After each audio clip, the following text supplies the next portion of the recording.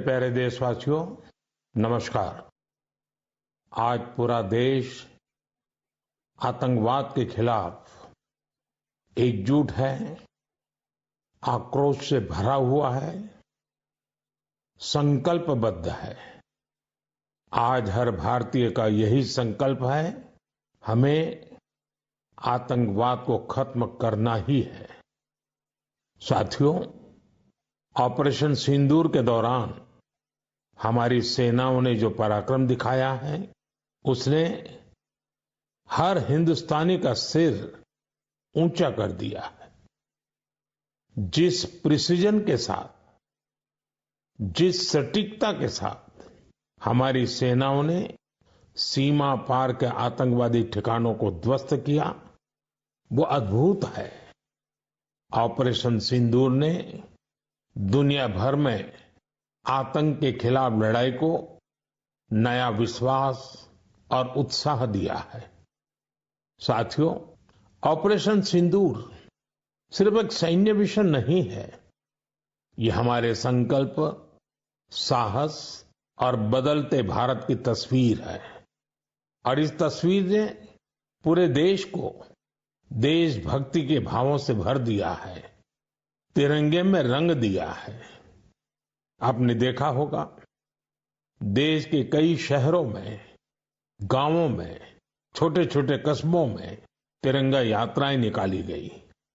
हजारों लोग हाथों में तिरंगा लेकर देश की सेना, उसके प्रति वंदन अभिनंदन करने निकल पड़े। कितने ही शहरों में सिविल डिफेंस वॉलंटियर बनने के लिए बड़ी संख्या में युवा एकजुट हो गए। और हमने देखा, चंडीगढ़ के वीडियो तो काफी वायरल हुए थे।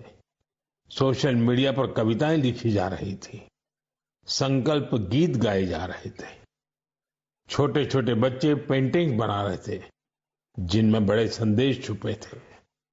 मैं अभी 3 दिन पहले बीकानेर गया था। वहां बच्चों ने मुझे ऐसी ही एक पेंटिंग भेंट की थी। ऑपरेशन सिंदूर ने देश के लोगों को इतना प्रभावित किया है कि कई परिवारों ने इसे अपने जीवन का हिस्सा बना लिया है। बिहार के कटिहार में, यूपी के कुशीनगर में और भी कई शहरों में उस दौरान जन्म लेने वाले बच्चों का नाम सिंदूर रखा गया है। साथियों, हमारे जवानों ने आतंक के अड्डों को तबाह किया। यह उनका अदम्य साहस था और उसमें शामिल थी भारत में बने हथियारों, उपकरणों और टेक्नोलॉजी की ताकत। उसमें आत्मनिर्भर भारत का संकल्प भी था। हमारे इंजीनियर्स, हमारे तकनीशियन, हर किसी का पसीना इस विजय में शामिल है। इस अभियान के बाद पूरे देश में वोकल फॉर लोकल को लेकर एक नई ऊर्जा दिख रही है। कई बातें मन को छू जाती है। एक माँ बाप ने कहा, अब हम अपने बच्चों के लिए सिर्फ भारत में बने खिलौने ही लेंगे। देशभक्ति की शुरुआत बचपन से होगी। कुछ परिवारों ने शपथ ली है, हम अपनी अगली छुट्टियां देश के किसी खूबसूरत जगह में ही बिताएंगे। कई युवाओं ने मेड इन इंडिया का संकल्प लिया है, वो देश में ही शादी करेंगे। किसी ने ये भी कहा है, अब जो भी गिफ्ट देंगे वह किसी भारतीय शिल्पकार के हाथों से बना होगा। साथियों, यही तो है भारत की असली ताकत, जन मन का जुड़ाव, जन भागीदारी। मैं आप सबसे भी आग्रह करता हूं, आइए इस अवसर पर एक संकल्प लें। हम अपने जीवन में जहां भी संभव हो देश में बनी चीजों को प्राथमिकता देंगे। यह सिर्फ आर्थिक आत्मनिर्भरता की बात नहीं है, यह राष्ट्र के निर्माण में भागीदारी का भाव है। हमारा एक कदम भारत की प्रगति में बहुत बड़ा योगदान बन सकता है। साथियों, बस से कहीं आना जाना कितनी सामान्य बात है। लेकिन मैं आपको एक ऐसे गांव के बारे में बताना चाहता हूं जहां पहली बार एक बस पहुंची। इस दिन का वहां के लोग वर्षों से इंतजार कर रहे थे और जब गांव में पहली बार बस पहुंची तो लोगों ने ढोल नगाड़े बजाकर उसका स्वागत किया। बस को देखकर लोगों की खुशी का ठिकाना नहीं था। गांव में पक्की सड़क थी, लोगों को जरूरत थी, लेकिन पहले कभी यहां बस नहीं चल पाई थी। क्यों? क्योंकि ये गांव माओवादी हिंसा से प्रभावित था। यह जगह है महाराष्ट्र के गढ़चिरौली जिले में और इस गांव का नाम है काटेजरी। काटेजरी में आए इस परिवर्तन को आसपास के पूरे क्षेत्र में महसूस किया जा रहा है। अब यहां हालात तेजी से सामान्य हो रहे हैं। माओवाद के खिलाफ सामूहिक लड़ाई से अब ऐसे क्षेत्रों तक भी बुनियादी सुविधाएं पहुंचने लगी हैं। गांव के लोगों का कहना है कि बस के आने से उन लोगों का जीवन बहुत आसान हो जाएगा। साथियों, मन की बात में हम छत्तीसगढ़ में हुए बस्तर ओलंपिक और माओवाद प्रभावित क्षेत्रों में साइंस लैब पर चर्चा कर चुके हैं। यहां के बच्चों में साइंस का पैशन है, वो स्पोर्ट्स में भी कमाल कर रहे हैं। ऐसे प्रयासों से पता चलता है कि इन इलाकों में रहने वाले लोग कितने साहसी होते हैं। इन लोगों ने तमाम चुनौतियों के बीच अपने जीवन को बेहतर बनाने की राह चुनी है। मुझे यह जानकर भी बहुत खुशी हुई कि 10वीं और 12वीं की परीक्षाओं में दंतेवाड़ा जिले के नतीजे बहुत शानदार रहे हैं। करीब 95% रिजल्ट के साथ ये जिला 10वीं के नतीजों में टॉप पर रहा। वहीं 12वीं की परीक्षा में इस जिले ने छत्तीसगढ़ में छठा स्थान हासिल किया। सोचिए, जिस दंतेवाड़ा में कभी माओवाद चरम पर था, वहां आज शिक्षा का परचम लहरा रहा है। ऐसे बदलाव हम सभी को गर्व से भर देते हैं। मेरे प्यारे देशवासियों, अब मैं लायंस, शेरों से जुड़ी एक बड़ी अच्छी खबर आपको बताना चाहता हूं। पिछले केवल 5 वर्षों में गुजरात के गीर में शेरों की आबादी 674 से बढ़कर 891 हो गई है। 674 से 891। लायन सेंसस के बाद सामने आई शेरों की ये संख्या बहुत उत्साहित करने वाली है। साथियों, आप में से बहुत से लोग यह जानना चाह रहे होंगे कि आखिर ये एनिमल सेंसस होती कैसे है। ये एक्सरसाइज बहुत ही चुनौतीपूर्ण है। आपको यह जानकर हैरानी होगी कि लायन सेंसस 11 जिलों में 35,000 वर्ग किलोमीटर के दायरे में की गई थी। सेंसस के लिए टीमों ने राउंड द क्लॉक यानी 2400 घंटे इन क्षेत्रों की निगरानी की। इस पूरे अभियान में वेरिफिकेशन और क्रॉस वेरिफिकेशन दोनों किए गए। इससे पूरी बारीकी से शेरों की गिनती का काम पूरा हो सका। साथियों, एशियाटिक लायन की आबादी में बढ़ोतरी ये दिखाती है कि जब समाज में ओनरशिप का भाव मजबूत होता है तो कैसे शानदार नतीजे आते हैं। कुछ दशक पहले गीर में हालात बहुत चैलेंजिंग थे, लेकिन वहां के लोगों ने मिलकर बदलाव लाने का बीड़ा उठाया। वहां लेटेस्ट टेक्नोलॉजी के साथ ही ग्लोबल बेस्ट प्रैक्टिसेस को भी अपनाया गया। इसी दौरान गुजरात ऐसा पहला राज्य बना जहां बड़े पैमाने पर फॉरेस्ट ऑफिसर के पद पर महिलाओं की तैनाती की गई। आज हम जो नतीजे देख रहे हैं उसमें इन सभी का योगदान है। वाइल्ड लाइफ प्रोटेक्शन के लिए हमें ऐसे ही हमेशा जागरूक और सतर्क रहना होगा। मेरे प्यारे देशवासियों, 2-3 दिन पहले ही मैं पहली राइजिंग नॉर्थ ईस्ट समिट में गया था। उससे पहले हमने नॉर्थ ईस्ट के सामर्थ्य को समर्पित अष्टलक्ष्मी महोत्सव भी मनाया था। नॉर्थ ईस्ट की बात ही कुछ और है। वहां का सामर्थ्य, वहां का टैलेंट वाकई अद्भुत है। मुझे एक दिलचस्प कहानी पता चली है क्राफ्टेड फाइबर्स की। क्राफ्टेड फाइबर्स ये सिर्फ एक ब्रांड नहीं, सिक्किम की परंपरा, बुनाई की कला और आज के फैशन की सोच, तीनों का सुंदर संगम है। इसकी शुरुआत की डॉक्टर चेवांग नोरबू भूटिया ने। पैसे से वो वेटरनरी डॉक्टर है और दिल से सिक्किम की संस्कृति के सच्चे ब्रांड एम्बेसडर। उन्होंने सोचा क्यों न बुनाई को एक नया आयाम दिया जाए और इसी सोच से जन्म हुआ क्राफ्टेड फाइबर का। उन्होंने पारंपरिक बुनाई को मॉडर्न फैशन से जोड़ा और इसे बनाया एक सोशल एंटरप्राइज। अब उनके यहां केवल कपड़े नहीं बनते, उनके यहां जिंदगियां बुनी जाती है। वे लोकल लोगों को स्किल ट्रेनिंग देते हैं, उन्हें आत्मनिर्भर बनाते हैं। गांवों के बुनकर, पशुपालक और सेल्फ हेल्प ग्रुप, इन सबको जोड़कर डॉक्टर भूटिया ने रोजगार के नए रास्ते बनाए हैं। आज स्थानीय महिलाएं और कारीगर अपने हुनर से अच्छी कमाई कर रहे हैं।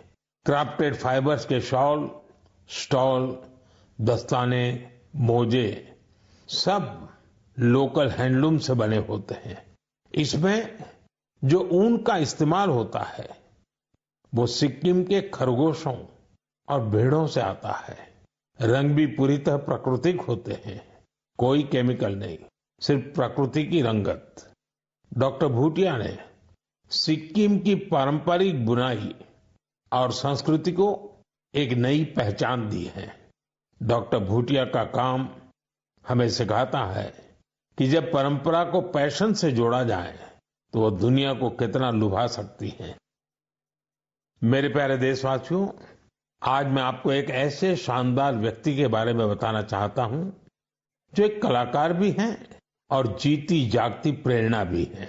नाम है जीवन जोशी, उम्र 65 साल। अब सोचिए, जिनके नाम में ही जीवन हो वो कितनी जीवंतता से भरे होंगे। जीवन जी उत्तराखंड के हल्द्वानी में रहते हैं।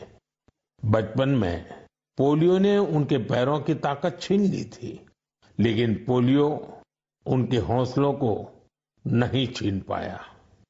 उनके चलने की रफ्तार भले ही कुछ धीमी हो गई, लेकिन उनका मन कल्पना की हर उड़ान उड़ता रहा। इसी उड़ान में जीवन जी ने एक अनोखी कला को जन्म दिया। नाम रखा बगेट। इसमें वो चीड़ के पेड़ों से गिरने वाली सूखी छाल से सुंदर कलाकृतियां बनाते हैं। वो छाल जिसे लोग आमतौर पर बेकार समझते हैं, जीवन जी के हाथों में आते ही धरोहर बन जाती है। उनकी हर रचना में उत्तराखंड की मिट्टी की खुशबू होती है। कभी पहाड़ों के लोक वाद्य यंत्र, तो कभी लगता है जैसे पहाड़ों की आत्मा उस लकड़ी में समा गई हो। जीवन जी का काम सिर्फ कला नहीं, एक साधना है। उन्होंने इस कला में अपना पूरा जीवन समर्पित कर दिया है। जीवन जोशी जैसे कलाकार हमें याद दिलाते हैं कि परिस्थितियां चाहे जैसी भी हो, अगर इरादा मजबूत हो तो नामुमकिन कुछ नहीं। उनका नाम जीवन है और उन्होंने सच में दिखा दिया कि जीवन जीना क्या होता है। मेरे प्यारे देशवासियों, आज कई ऐसी महिलाएं हैं जो खेतों के साथ ही अब आसमान की ऊंचाइयों पर काम कर रही हैं। जी हां, आपने सही सुना। अब गांव की महिलाएं ड्रोन दीदी बनकर ड्रोन उड़ा रही हैं और उससे खेती में नई क्रांति ला रही है।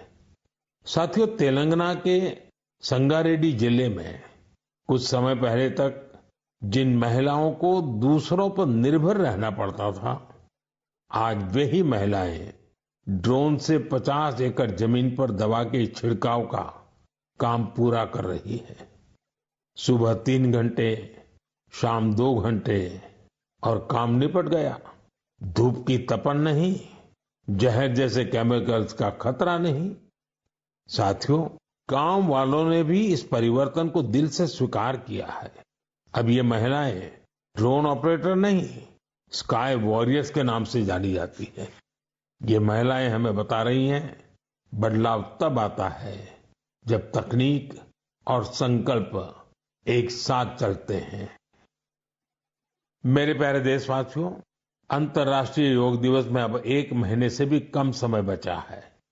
ये अवसर याद दिलाता है कि अगर आप अब भी योग से दूर हैं, तो अब योग से जुड़े। योग आपका जीवन जीने का तरीका बदल देगा। साथियों, 21 जून 2015 में योग दिवस की शुरुआत के बाद से ही इसका आकर्षण लगातार बढ़ रहा है। इस बार भी योग दिवस को लेकर दुनिया भर में लोगों का जोश और उत्साह नजर आ रहा है। अलग अलग संस्थान अपनी तैयारियां साझा कर रहे हैं। बीते वर्षों की तस्वीरों ने बहुत प्रेरित किया है। हमने देखा है, अलग अलग देशों में किसी साल लोगों ने योग चेन बनाई, योग रिंग बनाई। ऐसी बहुत ही तस्वीरें हैं जहां एक साथ 4 जनरेशन मिलकर योग कर रही हैं। बहुत से लोगों ने अपने शहर की आइकॉनिक प्लेसेस को योग के लिए चुना। आप भी इस बार कुछ इंटरेस्टिंग तरीके से योग दिवस मनाने के बारे में सोच सकते हैं। साथियों, आंध्र प्रदेश की सरकार ने योग आंध्र अभियान शुरू किया है। इसका उद्देश्य पूरे राज्य में योग संस्कृति को विकसित करना है। इस अभियान के तहत योग करने वाले 10 लाख लोगों का एक पूल बनाया जा रहा है। मुझे इस वर्ष विशाखापत्तनम में योग दिवस कार्यक्रम में शामिल होने का अवसर मिलेगा।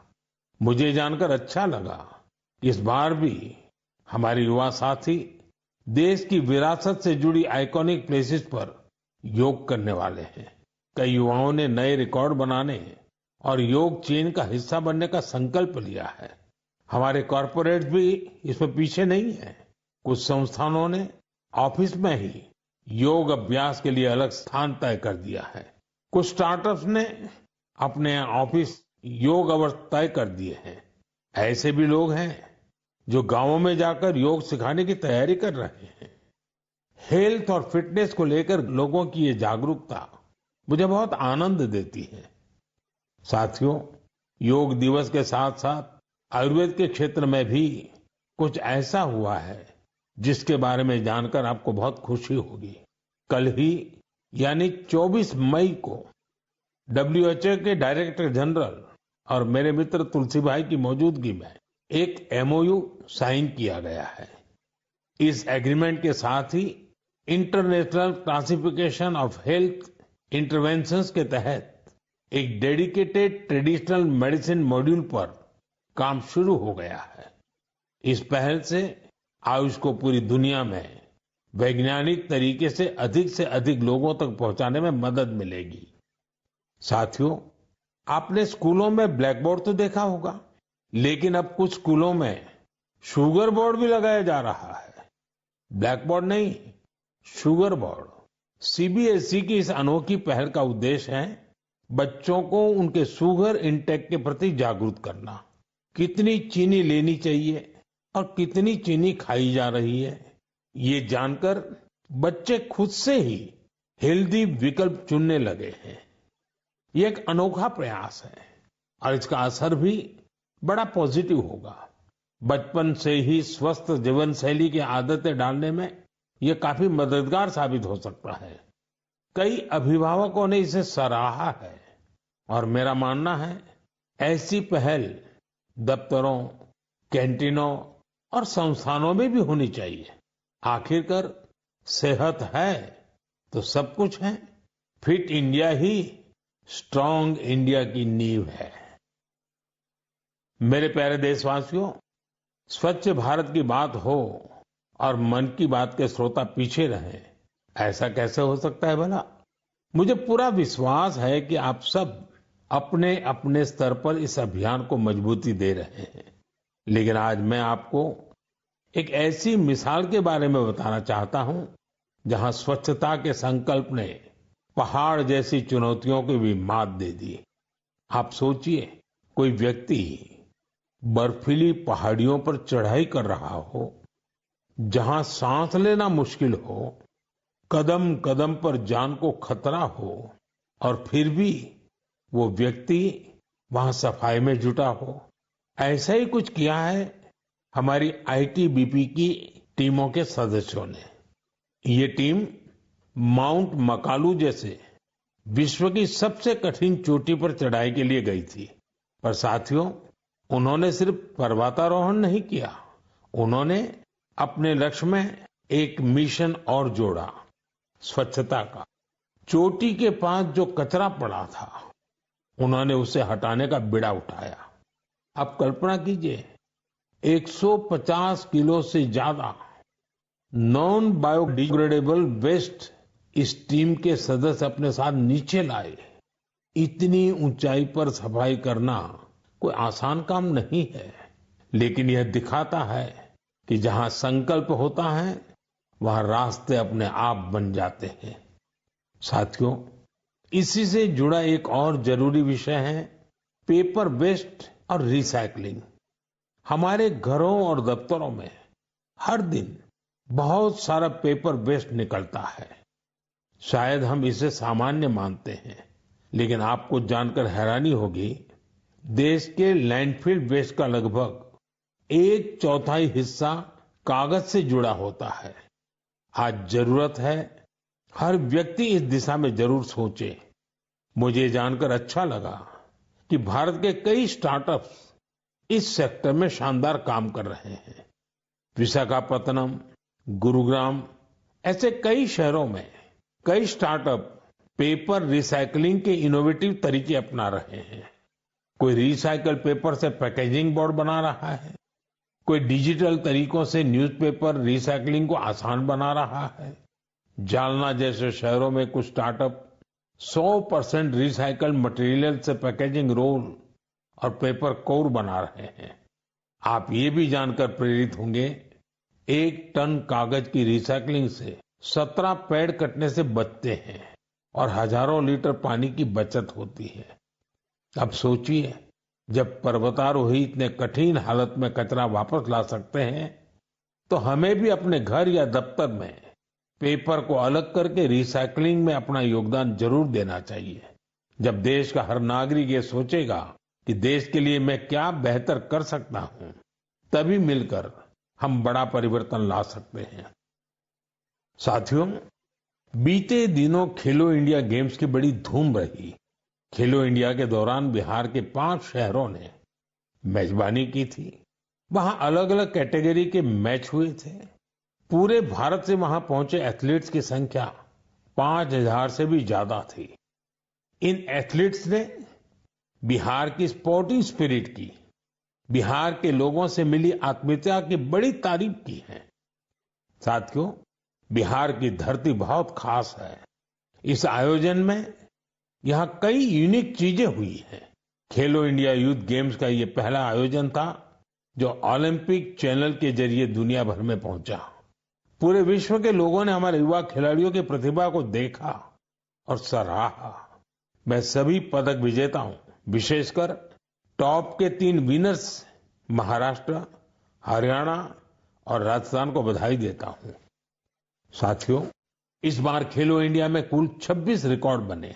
वेट लिफ्टिंग स्पर्धाओं में महाराष्ट्र की अस्मिता धोने, ओडिशा के हर्षवर्धन साहू और उत्तर प्रदेश के तुषार चौधरी के शानदार प्रदर्शन ने सबका दिल जीत लिया। वहीं महाराष्ट्र के साईराज परदेशी ने तो 3 रिकॉर्ड बना डाले। एथलेटिक्स में उत्तर प्रदेश के कादिर खान और शेख जिशान और राजस्थान के हंसराज ने शानदार प्रदर्शन किया। इस बार बिहार ने भी 36 मेडल्स अपने नाम किए। साथियों, जो खेलता है वही खिलता है, यंग स्पोर्टिंग टैलेंट के लिए टूर्नामेंट बहुत मायने रखता है। इस तरह के आयोजन भारतीय खेलों के भविष्य को और संवारने वाले हैं।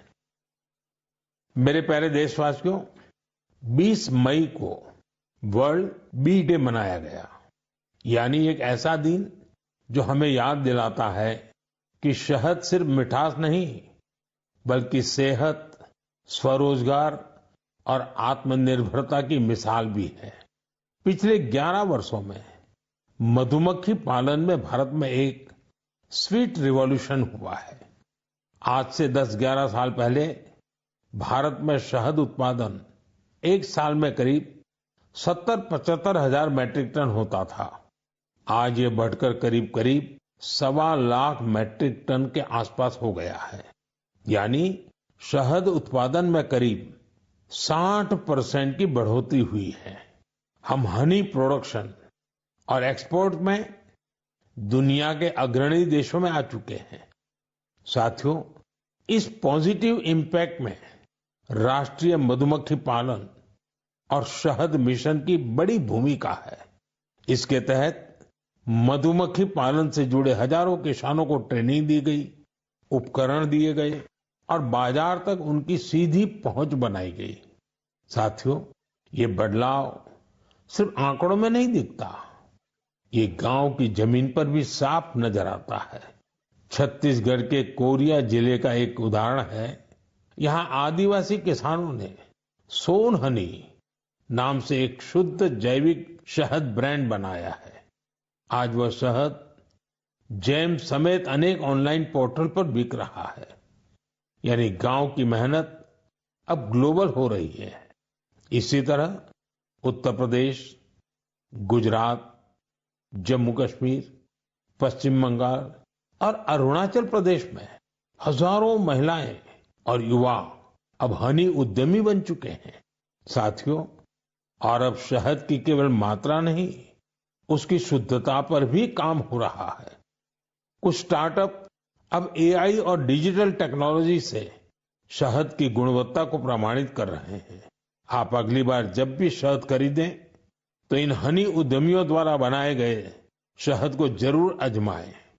कोशिश करें कि किसी लोकल किसान से, किसी महिला उद्यमी से भी शहद खरीदें, क्योंकि उस हर बूंद में स्वाद ही नहीं, भारत की मेहनत और उम्मीदें घुली होती हैं। शहद की ये मिठास आत्मनिर्भर भारत का स्वाद है। साथियों, जब हम शहद से जुड़े देशों के प्रयासों की बात कर रहे हैं, तो मैं आपको एक और पहल के बारे में बताना चाहता हूं। ये हमें याद दिलाती है कि हनी बीज की सुरक्षा सिर्फ पर्यावरण की नहीं, हमारी खेती और फ्यूचर जनरेशन की भी जिम्मेदारी है। ये उदाहरण है पुणे शहर का, जहां एक हाउसिंग सोसाइटी में मधुमक्खियों का एक छत्ता हटाया गया, शायद सुरक्षा के कारण या डर की वजह से। लेकिन इस घटना ने किसी को कुछ सोचने पर मजबूर कर दिया। अमित नाम के एक युवा ने तय किया कि बीज को हटाना नहीं, उन्हें बचाना चाहिए। उन्होंने खुद सीखा, मधुमक्खियों पर सर्च की और दूसरों को भी जोड़ना शुरू किया। धीरे धीरे उन्होंने एक टीम बनाई, जिसे उन्होंने नाम दिया बी फ्रेंड्स, यानी बी मित्र। अब ये बी फ्रेंड्स मधुमक्खियों के छत्तों को एक जगह से दूसरी जगह सुरक्षित तरीके से ट्रांसफर करते हैं, ताकि लोगों को खतरा न हो और हनी बीज भी जिंदा रहे। अमित जी के इस प्रयास का असर भी बड़ा शानदार हुआ है। हनी बीज की कॉलोनी बच रही है, हनी प्रोडक्शन बढ़ रहा है और सबसे जरूरी है, लोगों में अवेयरनेस भी बढ़ रही है। ये पहल हमें सिखाती है कि जब हम प्रकृति के साथ तालमेल में काम करते हैं तो उसका फायदा सबको मिलता है। मेरे प्यारे देशवासियों, मन की बात के इस एपिसोड में इस बार इतना ही। आप इसी तरह देश के लोगों की उपलब्धियों को, समाज के लिए उनके प्रयासों को मुझे भेजते रहिए। मन की बात के अगले एपिसोड में फिर मिलेंगे। कई नए विषयों और देशवासियों की नई उपलब्धियों की चर्चा करेंगे। मुझे आपके संदेशों का इंतजार है। आप सबका बहुत बहुत धन्यवाद। नमस्कार।